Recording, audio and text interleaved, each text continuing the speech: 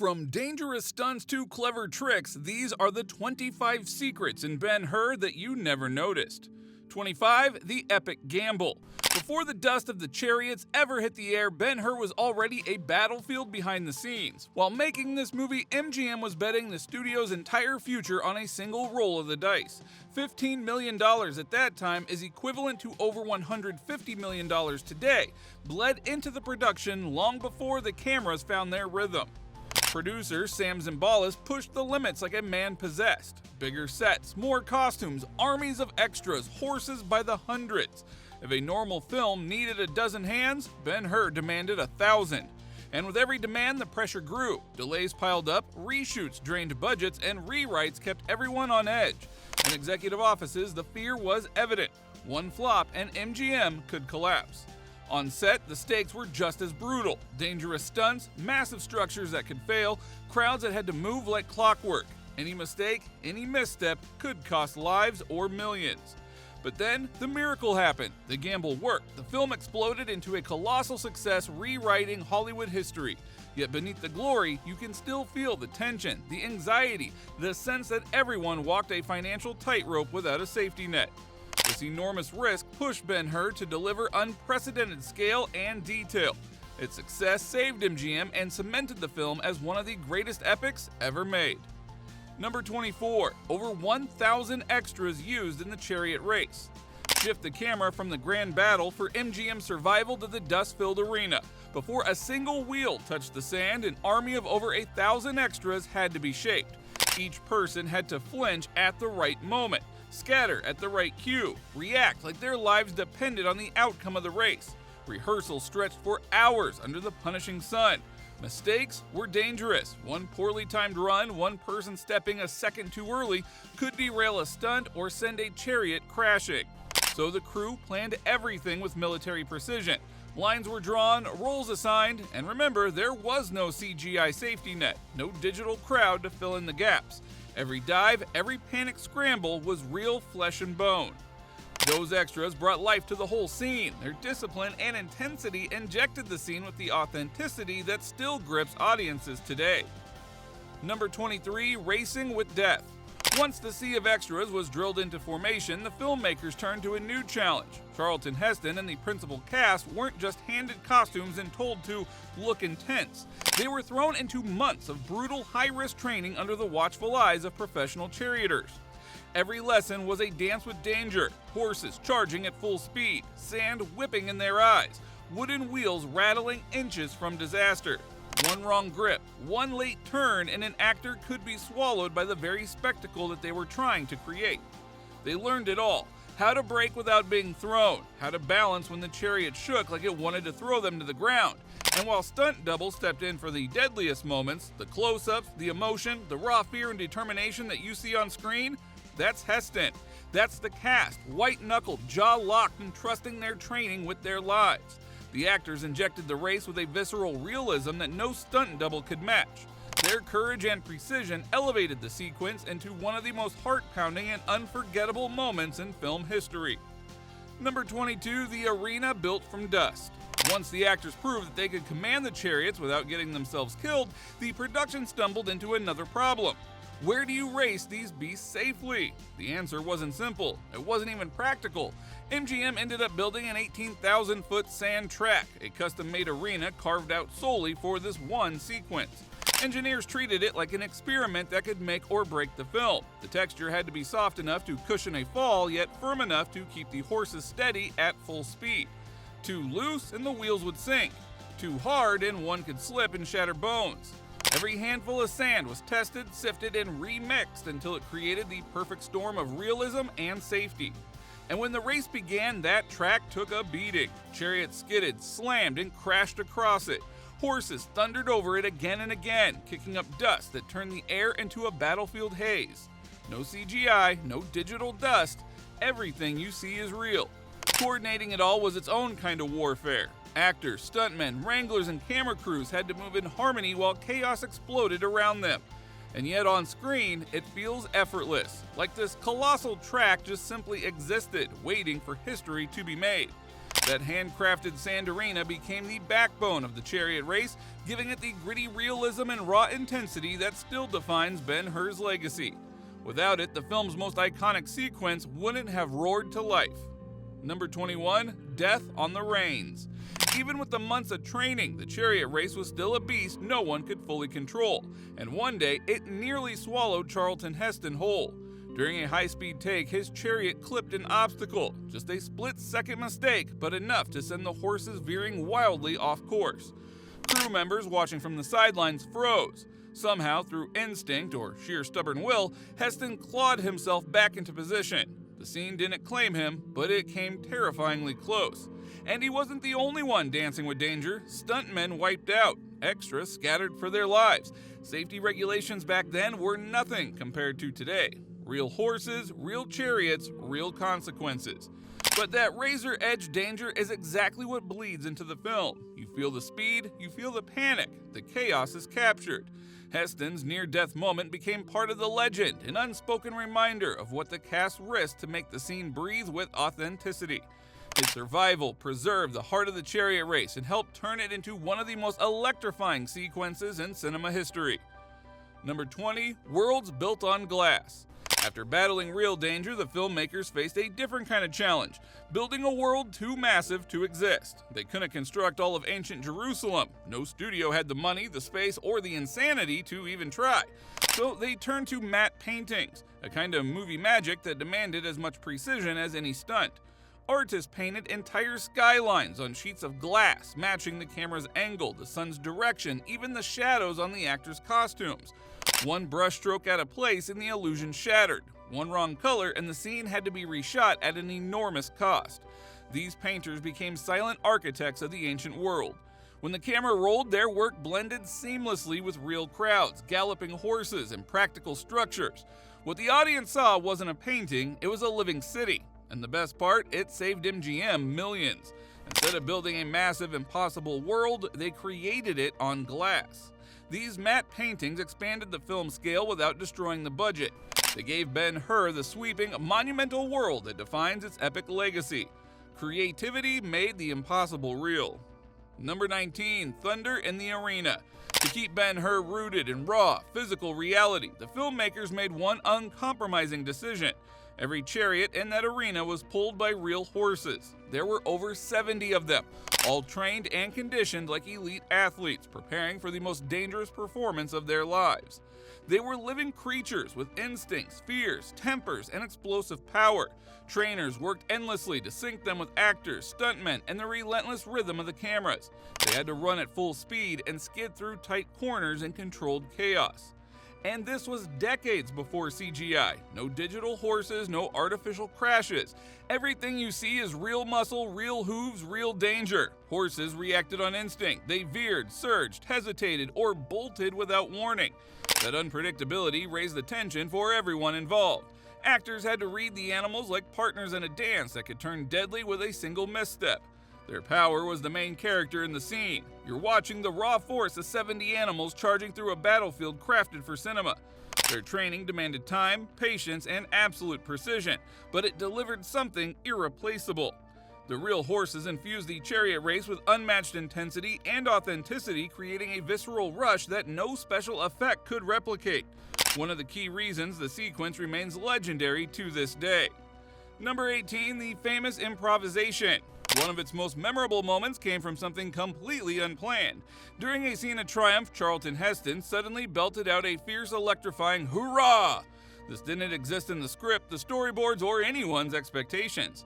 It burst out of him naturally. Normally, a moment like that would get flagged, reset, and reshot, but director William Wyler saw the truth in it immediately. He felt the lightning in Heston's voice and refused to bottle it. He kept it alive. That improvised roar wasn't polished, it wasn't rehearsed, and that is exactly why it worked. It captured Judah Ben-Hur, not as a character, but as a man brimming with relief, power, and triumph. It is a reminder that sometimes the most iconic moments aren't designed, they're discovered at the moment. Heston's spontaneous hurrah injected pure emotion into the film. It transforms the scene into something personal, unforgettable, and utterly human. This became one of those moments that audiences still remember decades later. Number 17, War on Water.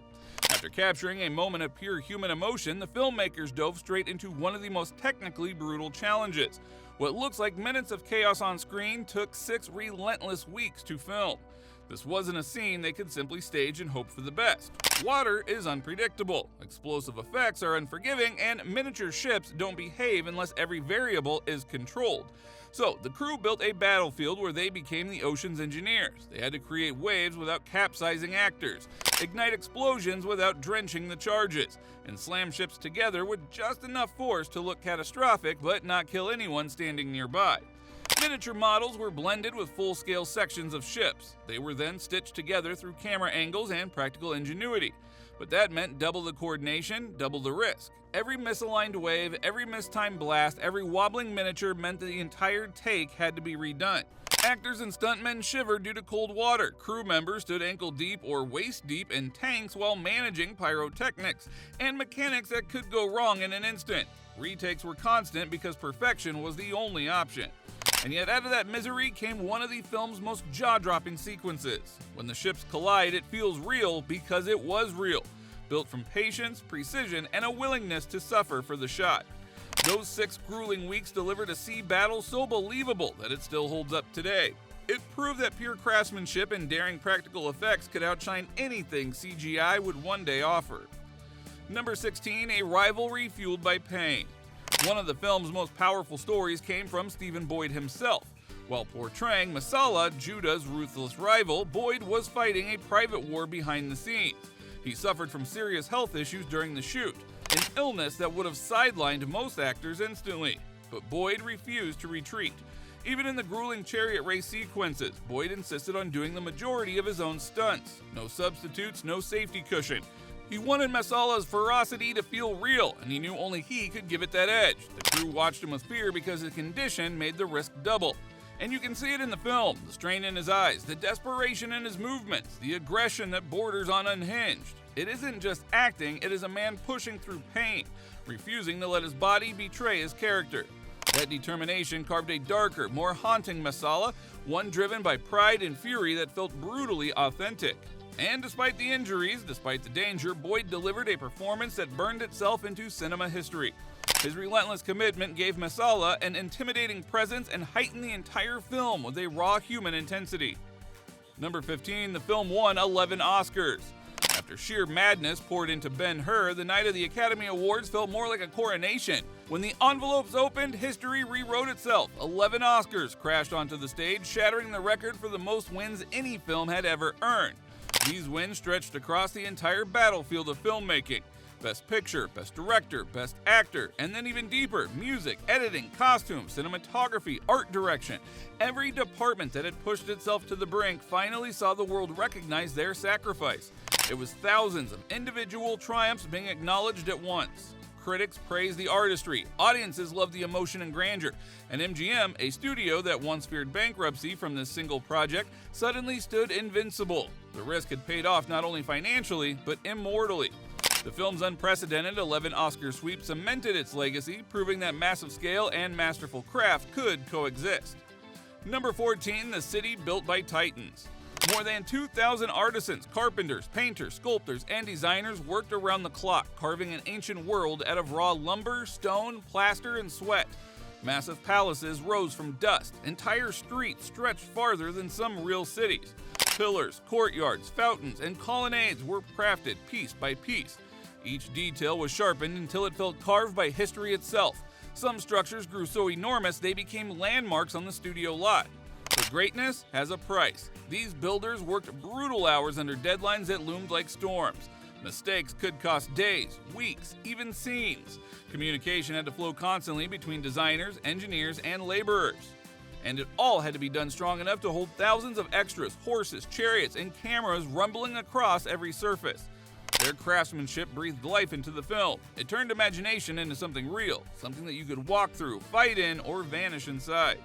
These unsung heroes built the world that let Ben-Hur feel vast, ancient, and alive.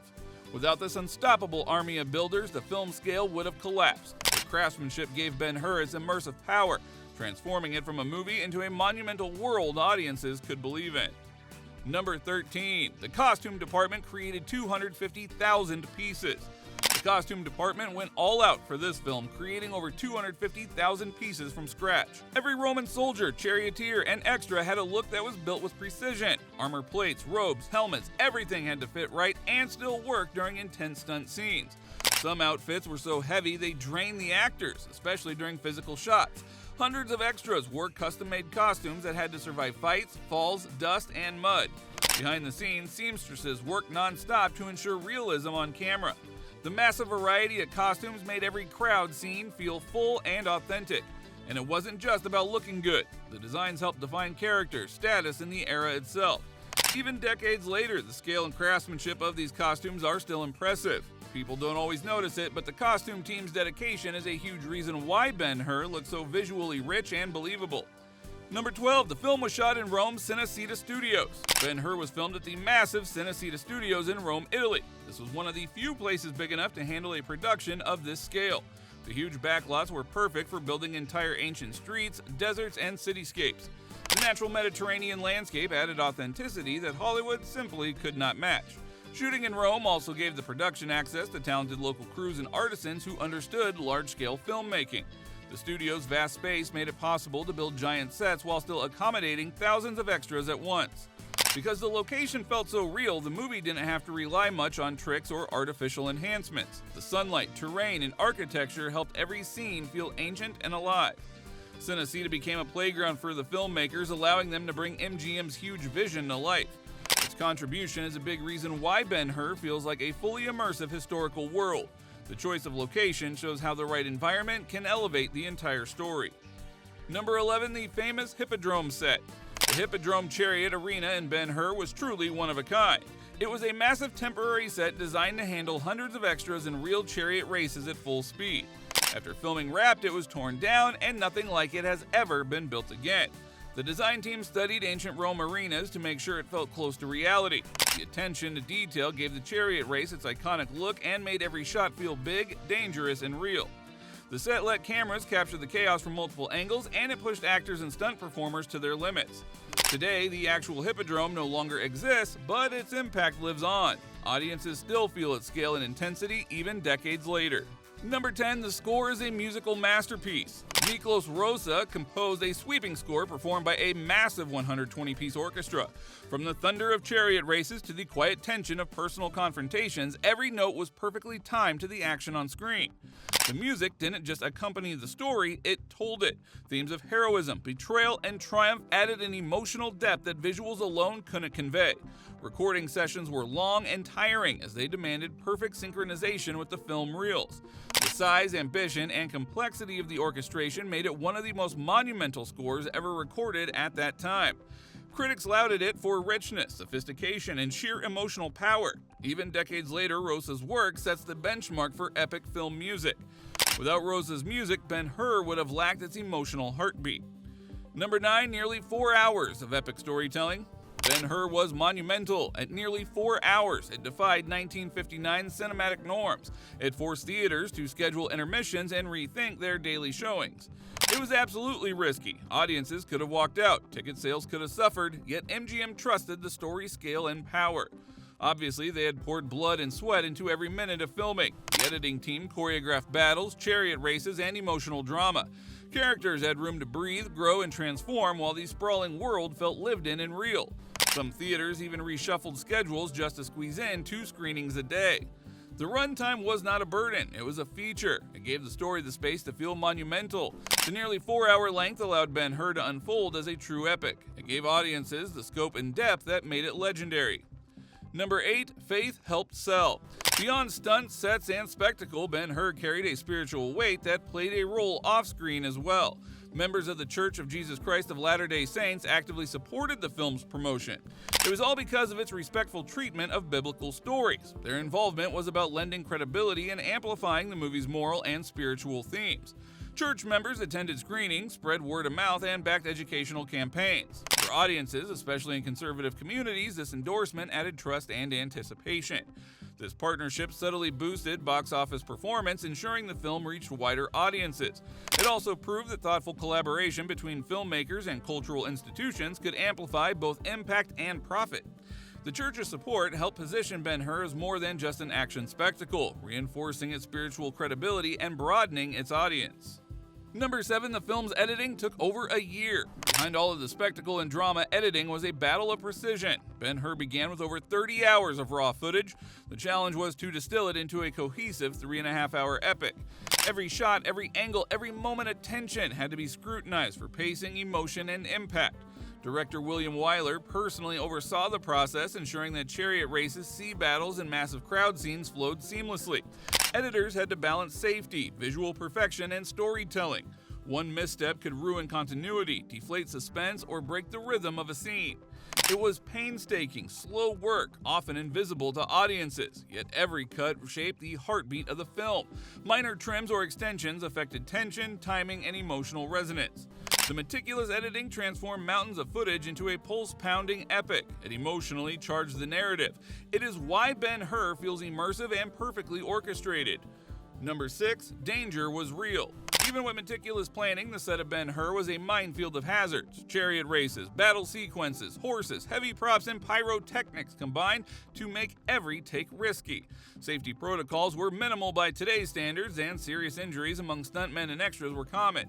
Falls, collisions, and chaotic moments kept medical staff and crew on constant alert.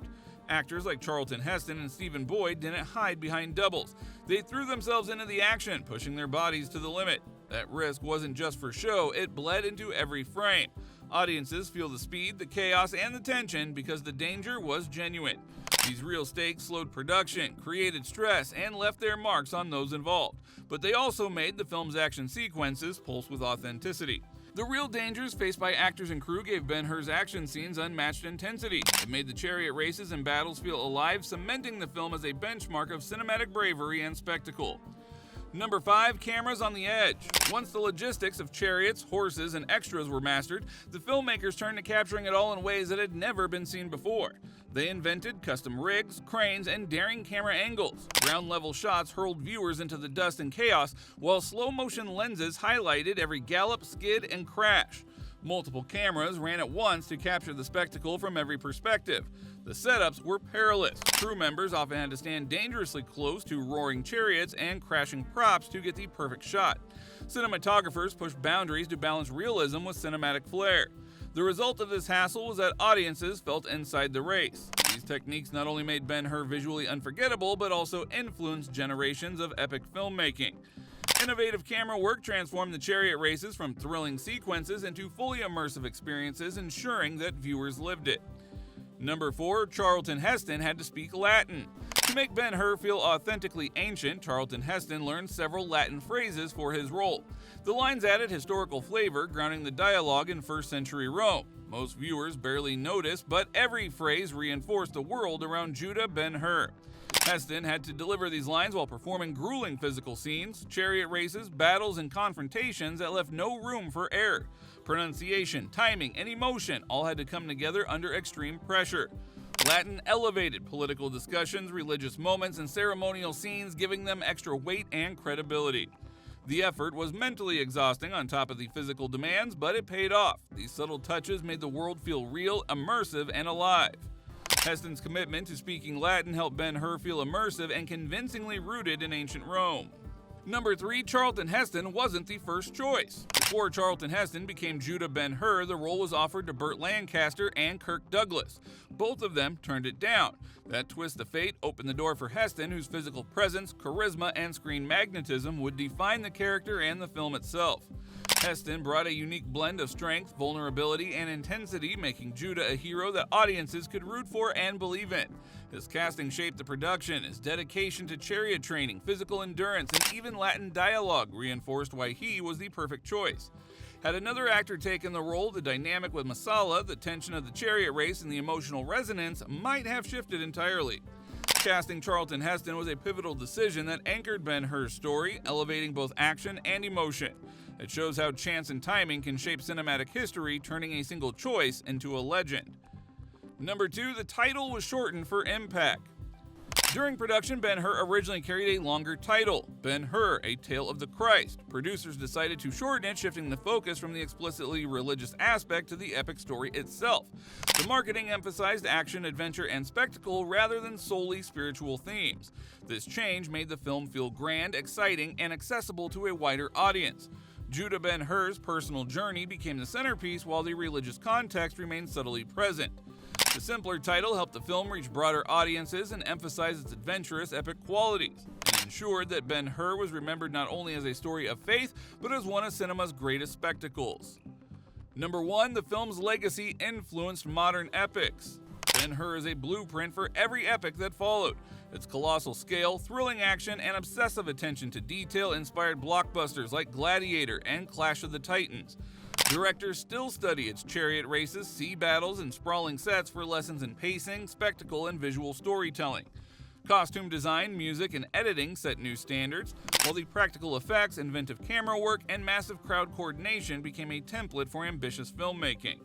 Beyond the technical feats, Ben-Hur demonstrated the power of character-driven storytelling. Its emotional depth, heroism, and human stakes continue to influence epics today. Every modern blockbuster owes a debt to the vision, courage, and ambition of this 1959 masterpiece. Which secret surprised you the most? Let us know down in the comments, and if you love diving into these hidden facts, don't forget to subscribe and hit the bell for more movie behind-the-scenes stories from Hollywood's greatest classics. Until next time, keep watching, keep exploring, and never stop uncovering the magic behind the movies.